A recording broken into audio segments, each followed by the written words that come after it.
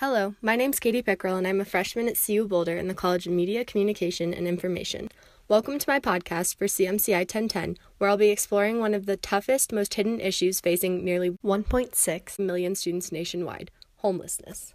In the past decade, there has been a huge spike in the homeless youth population around the country. In just Colorado, there were 25,000 homeless students during the 2014-2015 school year.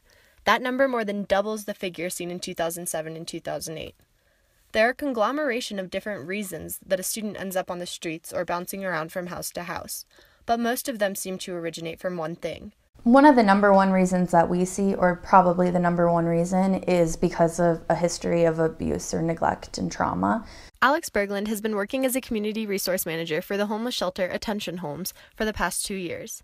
Among clients that the program tends to, Berglund has noticed that experience with trauma is a common trend. A lot of people that we see in our programs have either left their home because home wasn't safe, or they turned 18 and maybe were kicked out of their home and weren't really set up for a next landing ground. They weren't ready to go to college or something like that. One reason so many homeless students can't go to college or get a job when they're kicked out or when they turn 18 is because they haven't had access to many resources growing up, especially not in school. Claire McKeever, a research analyst at the Colorado Children's Campaign, recognizes this gap in opportunity for thousands of students across the state.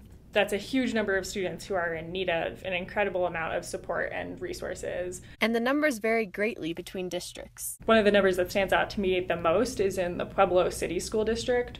Almost 1 in 10 students were identified as homeless in the 2014-15 school year, which is a pretty crazy proportion to think about. Emily Zananti, who's now a freshman at CU Boulder, knew some of her peers at Centennial High School in Pueblo, Colorado, didn't have a place to call home at the end of the day. It was my sophomore year, and I was in this digital imaging class with this kid who had gotten kicked out, and he was homeless for about a semester. And he was just kind of surfing from couch to couch. He had a hard time getting to school that semester, and he ended up having to redo his junior year. Despite how obvious her friend's situation was, not much was done to help him. Honestly, teachers, I know that teachers heard us talk about it, because we would talk about that. That was a main topic of conversation, where he was gonna stay that night.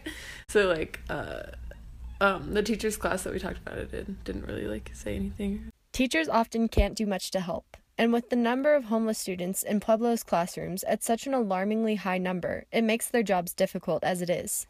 When you think about the challenges that brings to schools every day, when 1 out of every 10 students in your classroom doesn't have a stable house that they're going back to at night, it's a pretty wild problem to think about.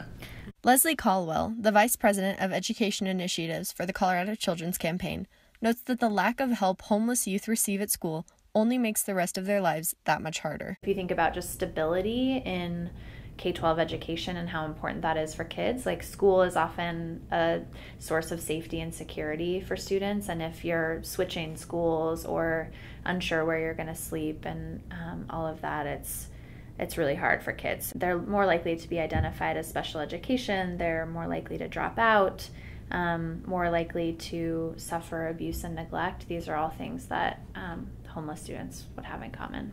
So why aren't homeless youth receiving more help?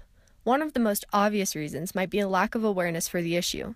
But as Berglund has noticed as her organization tries to build an apartment complex for 18 to 24-year-olds in Boulder, there are some pre-existing stigmas against the homeless population. That, and sometimes a lack of agreement over how to help, prevents homeless youth from receiving any help at all. They don't feel comfortable with their kids in the same neighborhood and their schools. And a lot of people were like, it's not that we shouldn't help them, it's just that we should help them this way, or everyone has their own ideas of ways to help. But until we can fully recognize how prevalent this problem is in all of our cities, we can't make any progress. It definitely is an issue here in our community. A lot of those students are maybe doubling up on a couch staying with a friend. They might be living in a motel or a hotel with their parents because they can't really afford to get a security deposit and a monthly rent. They might be living in a car or maybe living in a shelter like ours. So volunteer, donate, call your congressperson, encourage them to pass legislation to keep homeless youth in schools that help them succeed. And maybe in the next 10 years, we'll see their numbers cut in half.